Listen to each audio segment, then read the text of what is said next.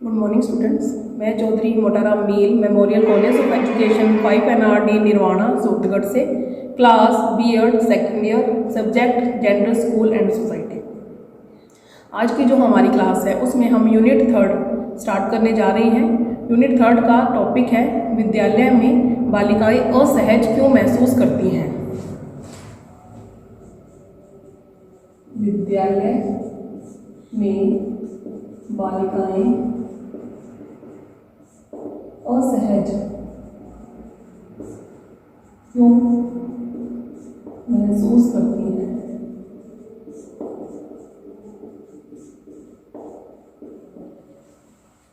विद्यालय में बालिकाएं लिंगीय असमानता के कारण असहज महसूस करती हैं। लिंगीय असमानता, लिंगीय असमानता की जो स्थिति है वो प्रत्येक विद्यालय में प्राय पाई जाती है कि जैसे भी कोई भी विद्यालय है उसमें जो लड़के लड़कियां जो इकट्ठे पढ़ती हैं तो उसमें उन दोनों का लिंग अलग अलग है, लड़के का लिंग अलग है, लड़कियों का लिंग अलग है। इसके कारण ही उसे लिंगीय असमानता कहा गया है कि जिस विद्यालय में लिंगीय असमानता होती है उस विद्यालय में जो बालिकाएं हैं वो पढ़ने में असहज महसूस करती हैं। प्राय ये देखा जाता है कि जो अभिभावक हैं या जो माता पिता हैं वो ऐसे विद्यालयों में अपनी बालिका का प्रवेश नहीं कराना चाहते जो सह शिक्षा से संबंधित हो। कि अभिभावक के सामने अगर दो ऑप्शन है, एक ऑप्शन तो ये है कि उसे ऐसा विद्यालय मिल रहा है जिसमें सिर्फ गर्ल्स पढ़ रही हैं और एक ऑप्शन है जिसमें लड़के और लड़के इकट्ठे पढ़ रहे हैं। तो जो अभिभावक हैं वो हमेशा ही जो गर्ल्स स्कूल है उसको ही प्रेफरेंस करते हैं क्योंकि ये उनकी जो मनोदशा है ये मनोदशा से संबंधित है कि उन्हें ये ऐसा लगता है कि जो बालिका जो विद्यालय है वो वही बालिकाओं के लिए अच्छा माना जाता है। कि कहते हैं कि अब जो आज का जो टाइम है उसमें हम देखते हैं कि सह शिक्षा का जो प्रचलन है वो आमतौर पर देखने को मिलता है और सह शिक्षा के अंतर्गत जो लड़के और लड़कियां हैं वो एक साथ पढ़ते हैं और 5 से लेकर 7 घंटे तक वो साथ साथ में रहते हैं। और जो बालकों की जो विभिन्न अवस्थाएं होती हैं कि जैसे कि बाल्यावस्था होगी, किशोरावस्था, युवावस्था, इस अवस्था के अंतर्गत जो बालक और बालिकाओं में विभिन्न प्रकार के परिवर्तन होते हैं, उनके शारीरिक परिवर्तन होते हैं, उनके जो नेचर है उसमें भी परिवर्तन होता है। इसके कारण जो बालिकाएं हैं या फिर जो बालक हैं वो उस जो जिस कंडीशन में होते हैं उसमें वो एडजस्ट नहीं कर पाते। तो कहते हैं कि जो सह शिक्षा हो, चाहे विद्यालय में सह शिक्षा का प्रचलन हो या फिर बालिका विद्यालय ही हो, केवल उसमें जो बालिकाएं हैं वही हो, तो उसमें भी जो बालिकाएं उनके सामने विभिन्न प्रकार की जो समस्याएं आती हैं जिसके कारण वो विद्यालय में अपने आप को असुरक्षित महसूस करती हैं। तो अब इसके कारणों के बारे में चर्चा करेंगे कि किन कारणों से जो बालिकाएं हैं वो विद्यालय में असहज महसूस करती हैं। कारण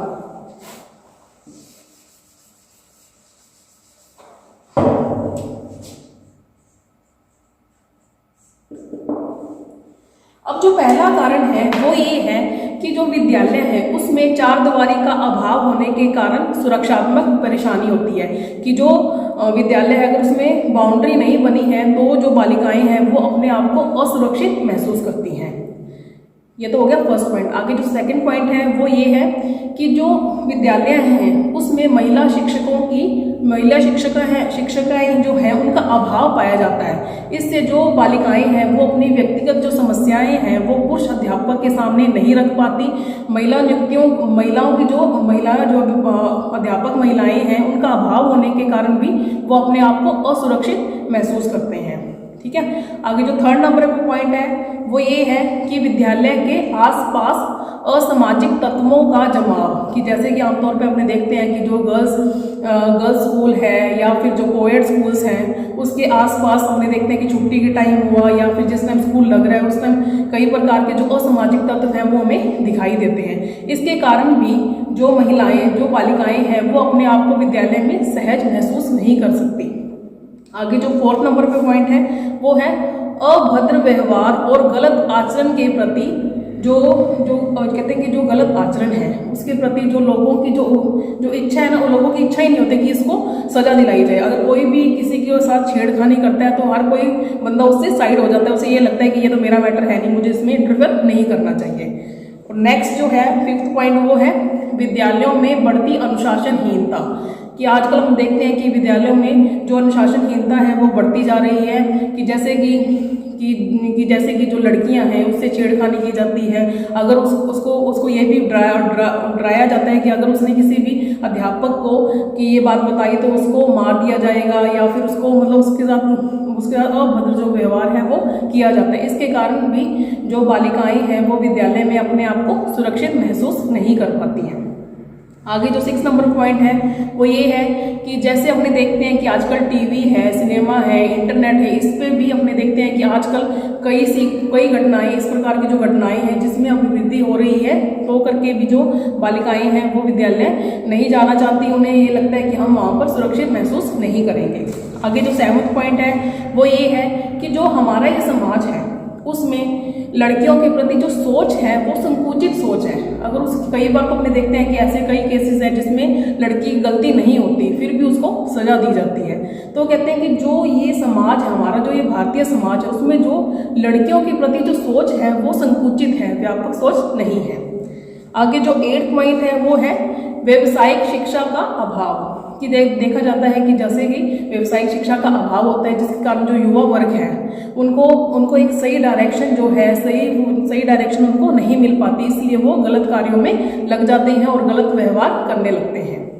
आगे जो नेक्स्ट पॉइंट है वो है पारिवारिक वातावरण में उच्च आदर्शों का अभाव होना, कि जैसे कि अपने देखते हैं कि आज के टाइम में जो परिवार है उसमें जो उच्च आदर्शों संबंधी जो भी विचार है वो नहीं है।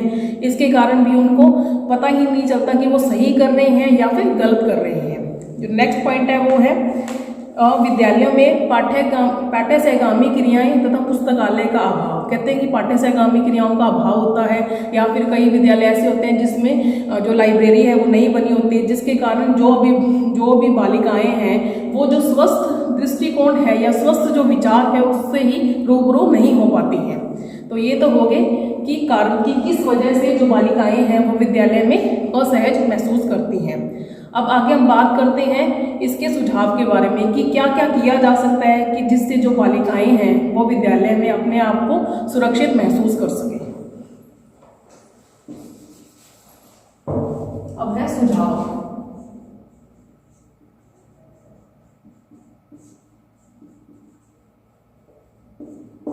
अब जो पहला सुझाव है वो है सामुदायिक सहभागिता। सामुदायिक सहभागिता।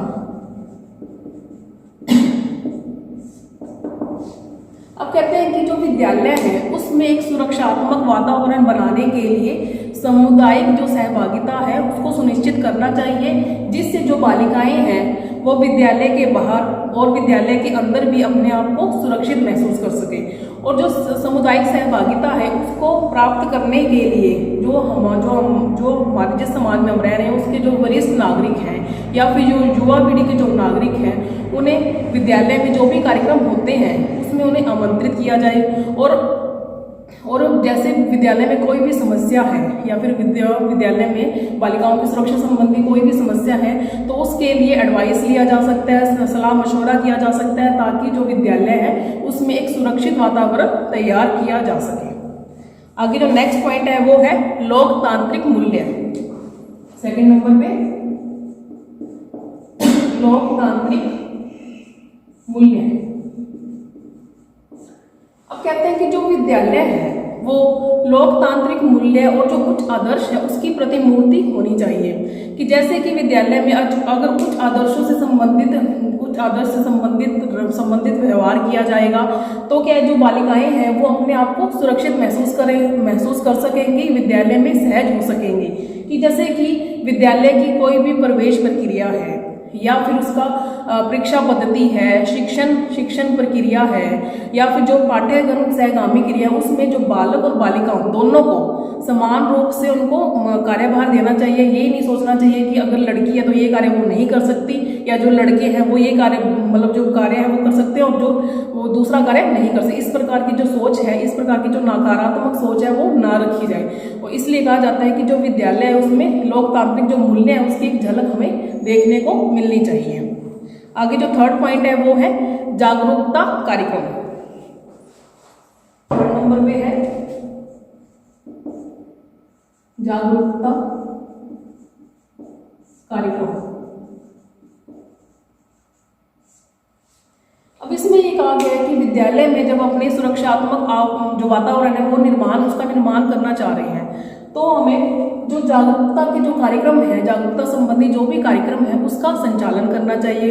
उसके संचालन में जब उसका संचालन किया जाए तो जो अभिभावक माताएं हैं उनको इसमें आमंत्रित किया जाए, और जो जागरूकता संबंधी कार्यक्रम जैसे कन्या भ्रूण हत्या,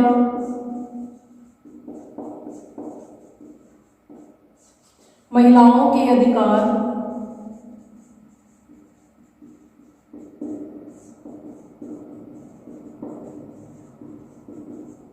बाल विवाह निषेध, बाल विवाह निषेध, दहेज प्रथा संबंधी निषेध, दहेज प्रथा निषेध आदि जो कार्यक्रम है उसका विद्यालय में संचालन किया जाना चाहिए, जिससे जो महिलाएं हैं उन्हें अपने अधिकारों के बारे में या उन्हें अपने जो भी अधिकार जो संविधान के द्वारा या जो भी हमारे कानून के द्वारा जो भी महिलाओं को जो अधिकार दिए हैं, तो जागरूकता संबंधी जब कार्यक्रम चलाए जाएंगे तो उन्हें अपने अधिकारों की जानकारी होगी और वे अपने अधिकारों के प्रति सजग होंगे, और जब इनके अधिकारों के विरुद्ध कोई भी व्यक्ति खड़ा होगा तो वह उसके खिलाफ आवाज उठा पाएंगे, उसके मतलब विरोध में संघर्ष कर पाएंगे। तो जो विद्यालय है उसमें जागरूकता संबंधी जो कार्यक्रम है उसका आयोजन किया जाना चाहिए। आगे जो नेक्स्ट पॉइंट है वो है महिला सशक्तिकरण। 4th नंबर पे है महिला सशक्तिकरण। अब हम बात करते हैं कि जो विद्यालय है या फिर जो महिलाओं की जो स्थिति बनी है कि वो दीन होती हैं, अबला होती हैं, वो किसी भी जो व्यक्ति है उसके विरोध में खड़ी नहीं हो सकती। तो इस प्रकार की जो भी विचार है उस प्रकार के जो भी विचार है उससे जो महिलाएं हैं उन्हें दूर रखना चाहिए, और जो महिला शक्ति संबंधी कार्यक्रमों का आयोजन किया जाए। जो विभिन्न प्रकार की जो NGO हैं या संस्थाएं हैं वो विद्यालय में जाकर जो बालिकाएं हैं उन्हें महिला सशक्तिकरण से संबंधित जो भी भाव है या जो भी विचार है वो उनमें भरे जाएं, और अगर उसके विरुद्ध कोई भी व्यक्ति अगर उससे गलत व्यवहार करता है तो वो उचित प्रकार से उसका विरोध कर पाए। तो क्या कहते हैं कि आज का जो टाइम है इसमें ज़रूरत है कि जो बालिकाएं हैं उनमें महिलाओं की जो भी ताकत है उसके बारे में उन्हें ज्ञान कराया जाए, उनको उनके अधिकारों के बारे में बताया जाए, ताकि वो अन्याय के खिलाफ जो आवाज़ है वो उठा सके। आगे जो नेक्स्ट पॉइंट है वो है 5th नंबर पे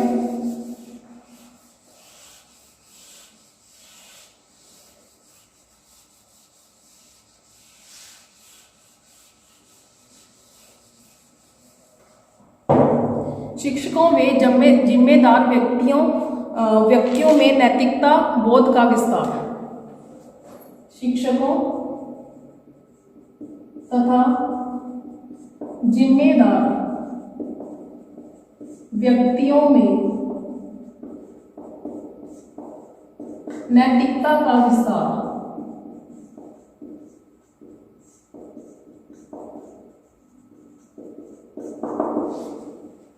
अब कहते हैं कि जो शिक्षक है या फिर जो समाज के जो भी जिम्मेदार लोग हैं उन्हें भी जो महिला की सुरक्षा संबंधी या बालिकाओं की सुरक्षा संबंधी जो कार्य है वो करने चाहिए, क्योंकि देखा जाता है कि जो आमतौर पर जो शिक्षक हैं या फिर जो समाज के जो भी लोग हैं उन्हें वो जो महिला संबंधी जो भी मुद्दे होते हैं उस पर वो गंभीर नहीं होते, क्योंकि उन्हें ये लगता है कि जो भी महिला संबंधी जो भी कार्य है, जो भी मुद्दे हैं, उससे संबंधित जो भी कार्य है वो प्रशासन का है और पुलिस का है। और ऐसे कहा जाता है कि जब तक जो प्रशासन है या पुलिस है वो तब तक सक्रिय नहीं हो सकती जब तक कि जो समाज के जो जिम्मेदार लोग हैं वो उसमें अपनी सहभागिता को सुनिश्चित ना करें।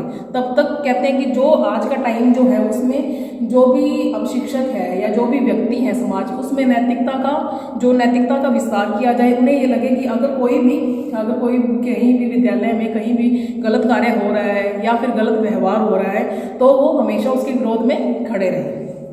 तो ये तो हो गया शिक्षकों तथा जिम्मेदार व्यक्तियों में नैतिकता का विस्तार। आगे जो नेक्स्ट पॉइंट है वो है नोटिस बोर्ड पर महत्वपूर्ण सूचनाओं का प्रदर्शन।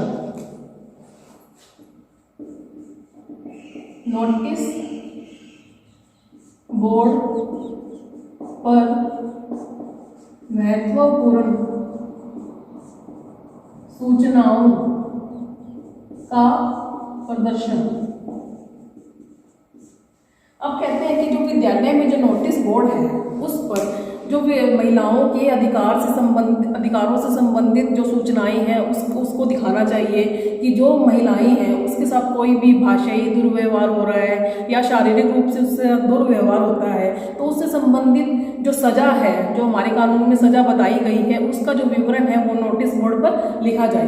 कई बार हमने देखते हैं कि जो अज्ञानता के कारण या फिर बहुत सी लड़कियां ऐसी हैं या महिलाएं ऐसी हैं जिन्हें की जो भाषाई दुर्व्यवहार हो रहा है या उसके जो गलत व्यवहार हो रहा है तो उससे संबंधित उन्हें जानकारी नहीं होती। इस प्रकार को किसी भी प्रकार की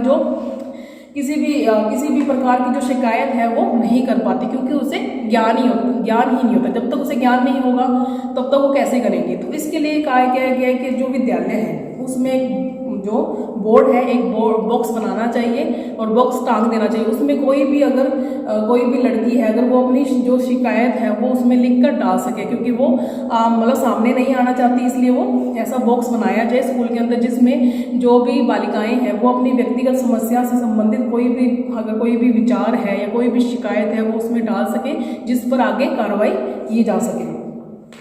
तो इसमें कहते हैं कि जो नोटिस बोर्ड है उसमें महिला थाना और जो हेल्पलाइन के जो नंबर है वो लिखे होने चाहिए।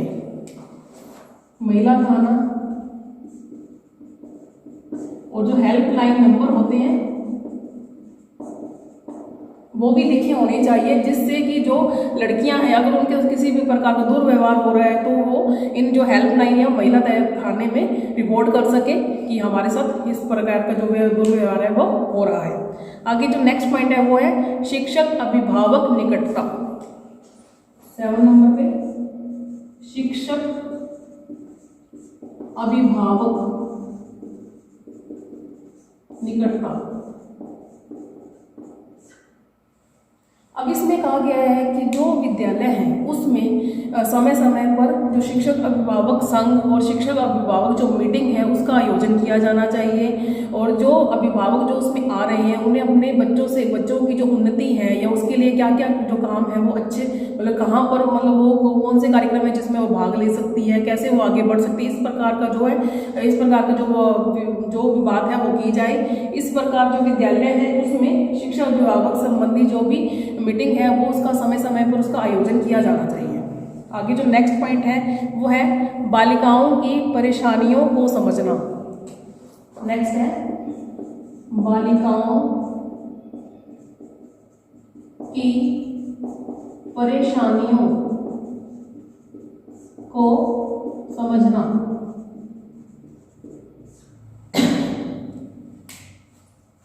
अब जो हमारा ये भारतीय समाज है उसमें हम देखते हैं कि जो लड़कियां हैं या जो महिलाएं हैं उनके प्रति जो दृष्टिकोण है वो व्यापक नहीं है, संकुचित दृष्टिकोण है। कई बार हम देखते हैं कि जो लड़की है उसकी गलती ना होने के बावजूद भी उसे ही ब्लेम किया जाता है कि आपकी गलती है इसलिए ये आपके साथ दुर्व्यवहार हो रहा है, गलत आचरण आपके साथ किया जा रहा है। तो कहते हैं कि जो कई बार तो ऐसा होता है कि जो लड़कियाँ हैं उनको डर होता है कि अगर हमने घर पर ये बात बताई तो हमारी पढ़ाई छुड़वा देंगे। तो करके बहुत सी जो बालिकाएं हैं वो अपने घर पर या विद्यालय में जो घर पर जो अभिभावक हैं और विद्यालय में जो भी अध्यापक हैं उससे जो अपनी व्यक्तिगत समस्याएं हैं उसके बारे में बात नहीं कर पाती।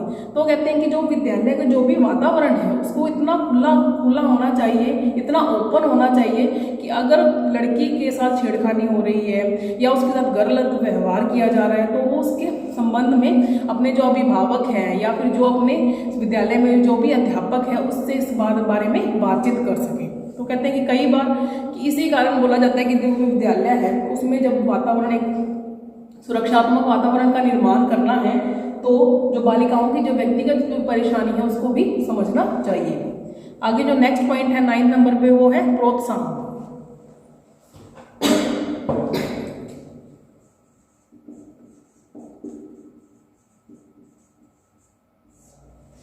अब इसमें ये कहा गया है कि जो बालिकाएं हैं उनको विद्यालय में कोई भी पाठ्य सहगामी क्रियाएं हो रही हैं, कोई भी खेल संबंधी क्रियाएं हो रही हैं, तो उनको मोटिवेट करना चाहिए कि आपको इसमें पार्टिसिपेट करना चाहिए। तो जो बालिकाएं हैं, जब वो किसी खेल में अगर वो पार्टिसिपेट करती हैं तो जो उनका शरीर है वो हष्ट पुष्ट होता है, जिसके कारण अगर किसी उसके साथ गलत आचरण हो रहा है या गलत व्यवहार हो रहा है तो उसके विरोध में आवाज़ उठा सकती है। तो करके बोला जाता है कि जो विद्यालय है उसमें बालिकाओं को प्रोत्साहित किया जाना चाहिए, उन्हें ये बात बोली जानी चाहिए कि अगर उनके साथ गलत व्यवहार हो रहा है तो वो उसको अपने अभिभावकों को वो बात बताएं। ठीक है, आगे जो नेक्स्ट पॉइंट है वो ये है सरकारी कार्यक्रमों का समुचित क्रियान्वयन।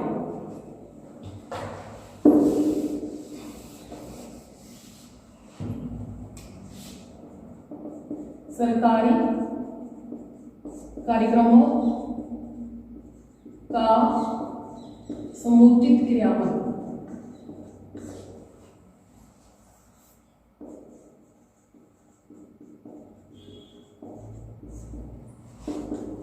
अब इसमें कहते हैं कि जो सरकार की तरफ से जो बालिका शिक्षा है या बालिकाओं की जो शैक्षिक प्रगति उससे संबंधित जो भी योजनाएं बनाई जाती हैं तो उनका जो क्रियान्वयन है वो विद्यालय में होना चाहिए।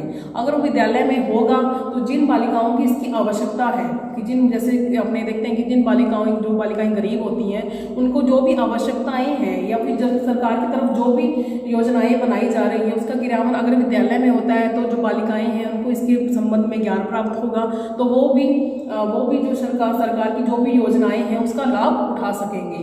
तो ऐसे देखा जाता है कि आमतौर पर कि बहुत सी सरकार की तरफ से बहुत सी जो कार्यक्रम है वो कार्यक्रम संबंधी जो योजनाएं हैं वो बनाई जाती हैं, परंतु उसका जो लाभ है जिनके लिए वो बनाई गई है उन तक वो पहुंच ही नहीं पाता क्योंकि उन्हें इस चीज़ का ज्ञान नहीं होता।